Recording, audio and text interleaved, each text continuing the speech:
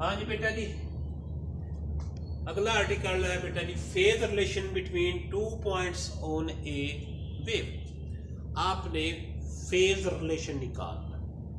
Phase relation अगर बेटा जी आपको याद हो, फेज बेटा जी बेसिक क्या है, किसी भी टाइम पर आपकी वेव की बेटा जो स्टेट ऑफ मोशन या मोशन की जो स्टेट है वो जो बेटा जी डिफाइन करता है वो बेटा जी आपका क्या है, फेज है। फेज आपको दो चीजें देता है बेटा जी, एक बेटा जी एंगुलर डिस्प्लेसमेंट देता है, वो किसकी फॉर्म में आएगा, पाई की फॉर्म में आएगा, रेडियन की फॉर्म में ले लें या बेटा जी डिग्री की फॉर्म में ले लें। और दूसरी बेटा जी वो क्या करेगा, आपको direction of motion of A wave जो है वो बेटा जी बताएगा।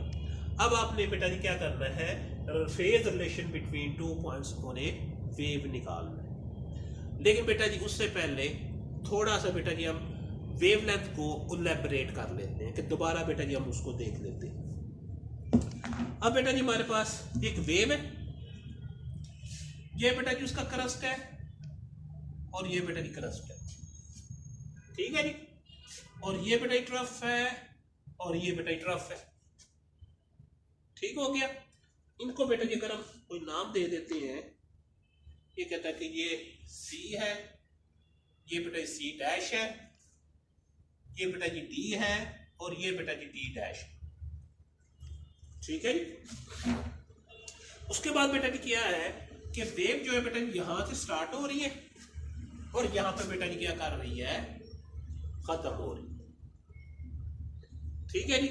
हमने पहले कहा था, पिछला जो आर्टिकल है उसमें हमने कहा था कि जहां पे बेटा जी एक क्रस्ट और एक ट्रफ जो है वो कंप्लीट होता है, वो बेटा जी काम किसके बराबर होता है, उसकी वेवलेंथ के बराबर होता है, ठीक है जी। ये भी ठीक है, लेकिन बेटा जी इसके साथ एक और चीज ऐड कर ले। वो बेसिकली क्या है कि बेटा जी जहां पे आपका साइकिल कंप्लीट होता है, ये भी मैंने कहा था कि जहां पे आपका साइकिल कंप्लीट होता है वो बेटा जी किसके बराबर होगा, उसकी वेवलेंथ के बराबर होगा। मतलब ये है कि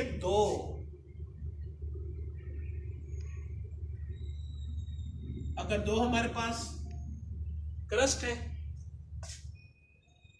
उनके दरमियान जो फासला होगा वो बेटा किसके बराबर होगा, वेवलेंथ के बराबर होगा।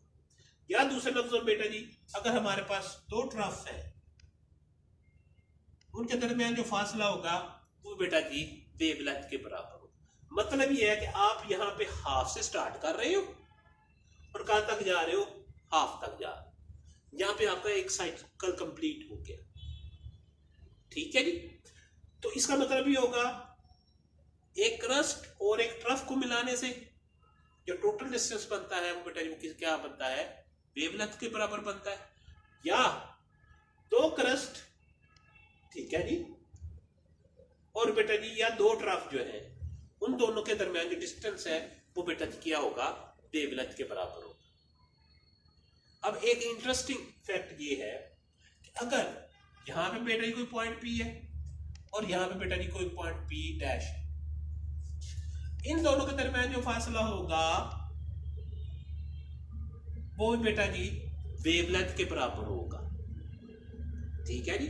क्योंकि पॉइंट पी से लेके पॉइंट पी डैश तक आपका क्या हो रहा है, एक साइकिल जो है बेटा जी वो कंप्लीट हो रहा है। तो इसका मतलब ये होगा कि जहां पर बेटा जी का साइकिल आपका कंप्लीट होता है, उन दोनों पॉइंट्स के दरमियान जो डिस्टेंस होता है वो बेटा किसके बराबर होता है, वेवलेंथ के बराबर होता है। ये याद रखना है अब आपने कि जहां पे आपका साइकिल कंप्लीट होगा वहां पे जो डिस्टेंस होगा वो बेटा जी किसके बराबर होगा, उसकी वेवलेंथ के बराबर होगा। ये चीज आपने याद रखनी है। ये सारे जो पॉइंट्स है बेटा जी ये ऑब्जेक्टिव के हवाले से इंपॉर्टेंट है। अगर आपको कोई बंदा कहता है कि जी जहां पे आपका साइकिल कंप्लीट हो रहा है उनके अंदर दोनों पॉइंट्स के दरमियान जो डिस्टेंस होगा वो किसके बराबर होगा, आपने कहना है वेवलेंथ के बराबर होगा। या बेटा जी आपको कहता है कि जी एक क्रस्ट और एक ट्रफ के मिलने से जो बेटा जी डिस्टेंस बनता है वो किसके बराबर होगा, वो आप कहेंगे वेवलेंथ के बराबर होगा। या बेटा जी आप कहेंगे कि पॉइंट एक क्रस्ट से लेके दूसरे क्रस्ट तक जो फासला होगा वो वेवलेंथ के बराबर होगा। या बेटा जी एक ट्रफ से लेके दूसरी ट्रफ का जो फासला होगा वो बेटा किसके बराबर होगा, उसकी वेवलेंथ के बराबर होगा। ये बात बेटा जी अगर आपको समझ आगे बेटा जी खैर ही खैर, ठीक है जी, सही हो गया। अब बेटा जी हम बात करते हैं फेज की। अगर आप गौर से देखो पॉइंट सी और पॉइंट सी डैश एक दोनों बेटा जी कहां पर है, क्रस्ट पर है, ठीक है जी। तो इसका मतलब ये है कि दोनों का बेटा जी एम्पलीट्यूड जो होगा वो सेम होगा, ठीक है जी, यहां से लेके यहां तक और यहां से लेके यहां तक, ठीक है जी। ये भी मैक्सिमम पर है, ये भी मैक्सिमम पर है, ठीक है जी। ये भी हाफ पर है, ये भी हाफ पर है। मतलब ये है कि पॉइंट सी और पॉइंट सी डैश वो क्या है बेटा जी, सेम स्टेट ऑफ वाइब्रेशन पर, ठीक है जी। इसी तरह बेटा जी पॉइंट डी और पॉइंट डी डैश वो बेटा जी क्या है, at the same state of vibration पर, ठीक है जी। अब बेटा जी सेम स्टेट ऑफ वाइब्रेशन होने का मतलब ये है कि ये बेटा जी बेसिकली क्या है, इन फेज है। दोनों का फेज डिफरेंस जो है बेटा जी वो हम उसको कहते हैं कि ये दोनों क्या है बेटा जी, इन फेज है एक दूसरे के साथ, या दूसरे लफ्जों में वो बेटा जी सेम स्टेट ऑफ वाइब्रेशन पर, सी और सी डैश। अगर आप बेटा जी पॉइंट पी और पी डैश को कहते हैं तो फिर बेटा जी वो भी क्या है, सेम स्टेट ऑफ वाइब्रेशन पर। इसका मतलब ये होगा कि ये बेटा जी जो आप पॉइंट नोट करना चाहिए कि जहां पे बेटा जी आपका साइकिल कंप्लीट होगा, जहां पे आपका साइकिल्स कंप्लीट होगा वो वाले जो पॉइंट्स हैं वो बेटा जी हमेशा क्या होंगे, सेम स्टेट ऑफ वाइब्रेशन पर होंगे, या दूसरे लफ्ज़ों में बेटा जी वो क्या होंगे, इन फेज होंगे, ठीक हो गया, सही हो गया। इसके बाद बेटा जी अगर आप बेटा जी एंगल के लिहाज से लिखते हैं तो ये बेटा जी रेडियन में लिख रहे हैं 0, ये बेटा जी हाफ पर है π/2, ये बेटा जी पाई आ गया, और ये बेटा जी 3π/2, ठीक है जी, और ये बेटा जी आ जाएगा 2π के बराबर, ठीक है जी। तो अगर हम कहते हैं कि C और C डैश इनके पास बेटा जी कितना फेज डिफरेंस होगा, या हम कहते हैं कि C डैश जो है बेटा जी वो पॉइंट C से कितना आगे है, वो बेटा जी हम देख लेते हैं। वो बेटा जी अगर हम ये करेंगे तो ये बेटा 3π/2 हो जाएगा, ठीक है जी। तो इसका मतलब ये होगा कि इन दोनों का जो डिफरेंस होगा वो किसके बराबर है बेटा जी, 3π/2, और नहीं सॉरी 3π/2 हो ही नहीं सकता, ये 2π तो ये है, तो ये बेटा जी 5π/2 होगा। क्यों बेटा जी, 2π ये वाला है और आगे बेटा जी हाफ ये बेटा जी π/2 ये वाला है, तो 2 बेटा जी अगर हम एलसीएम ले लें तो ये बेटा जी 4π, ये प्लस π, ये 5π/2। तो सी डैश जो है वो सी से बेटा जी कितना आगे है, वो बेटा जी किसके बराबर होगा, 2π के बराबर।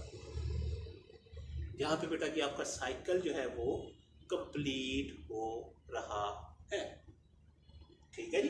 मतलब ये है कि 5/2 माइनस ये बेटा जी π/2 अगर हम कह देते तो 2 बेटा जी एलसीएम आ गया, ये 5π माइनस π, ये बेटा जी 4π डिवाइड बाई 2, ये बेटा जी 2π के बराबर, ठीक है जी। तो इसी तरह बेटा जी हम D और D डैश का निकाल लेते हैं, यानी इसका एंगल माइनस इसका एंगल, वो बेटा जी किसके बराबर आ जाएगा,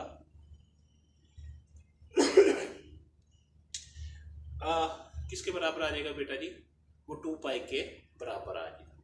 क्यों आएगा बेटा जी, क्योंकि ये बेटा जी सेम स्टेट ऑफ वाइब्रेशन है, या साइकिल कंप्लीट हो रहा है। साइकिल जहाँ पे बेटा जी कंप्लीट होता है वहाँ पर जो एंगल बनता है वो 2 पाई के बराबर होगा।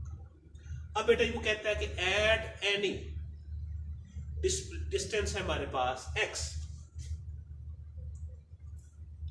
ठीक है जी। वो डिस्टेंस कौन सा हो सकता है, ये वाला डिस्टेंस है बेटा जी x। वहां पर आपका जो बेटा जी एंगल बनेगा फाई, वो किसके बराबर होगा, 2 पाई x ओवर लैम्डा के बराबर होगा।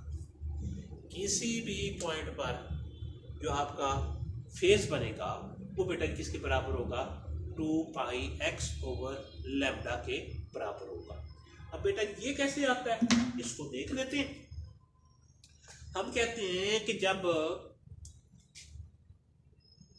लैम्डा वेवलेंथ थी तो आपका टोटल एंगल बेटा जी कितना बनता है, 2 पाई पर बनता है, क्योंकि यहां से लेके यहां जहां पे बेटा जी वेव कंप्लीट होती है वहां बेटा जी 2 पाई है। ये कंप्लीट साइकिल के लिए वो 2 पाई।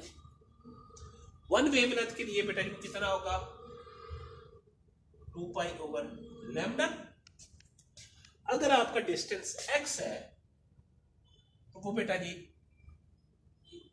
किसके बराबर होना चाहिए फेज एंगल बेटा जी, ये बेटा जी एक्सिस के साथ मल्टीप्लाई हो जाएगा, 2 पाई x ओवर लैम्डा का के बराबर होगा। यानी एट एनी इंस्टेंट आप फेज एंगल निकालना चाहते हो तो वो बेटा जी आप इस तरीके से निकाल सकते हो, ठीक है जी। तो इसका मतलब ये है कि बेटा जी वो वाले पॉइंट्स जिनमें वेवलेंथ जो है वो आपकी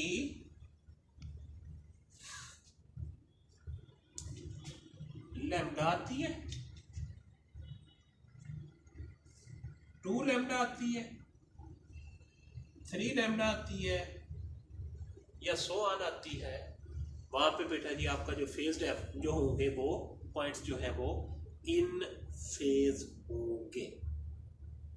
मतलब ये है कि ये लैम्डा है, ठीक है, ये वाला पॉइंट और ये वाला पॉइंट आपस में क्या होंगे, इन फेज होंगे।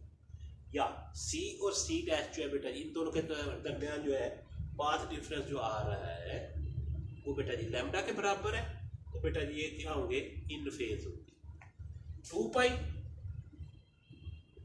3 पाई, 4 पाई एंड सो ऑन। यहाँ पे बेटा जी जिस जो पॉइंट्स बेटा जी इन वेवलेंथ पे आ रहे हैं वो बेटा जी क्या होंगे, इन फेज होंगे, जिनका पाथ डिफरेंस जो है, या दूसरे लफ्जों में जिनमें वेवलेंथ जो है बेटा जी lambda, 2 lambda, 3 lambda, 4 lambda, 5 lambda आ रही है, वो बेटा जी सारे के सारे क्या होंगे, इन फेज होंगे, या सेम स्टेट ऑफ वाइब्रेशन पर होंगे।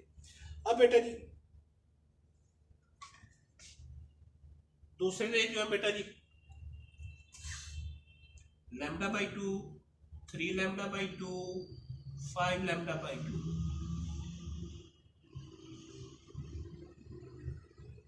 जिनके दरमियान वेवलेंथ जो है, या दूसरे लफ्जों में पाथ डिफरेंस जो है बेटा जी वो लैम्डा बाई 2 आ रहा है, 3 लैम्डा बाई 2 आ रहा है, या बेटा जी 5 लैम्डा बाई 2 आ रहा है, तो वो बेटा जी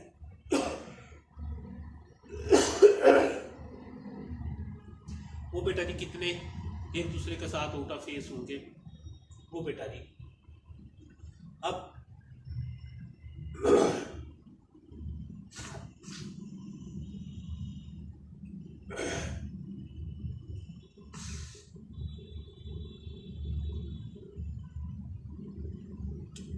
तो बेटा जी उनको अगर आपने देखना है, लैम्डा बाई 2 का होने का मतलब है कि C और D के दरमियान बेटा जी आप क्या कर रहे हो, निकाल रहे हो।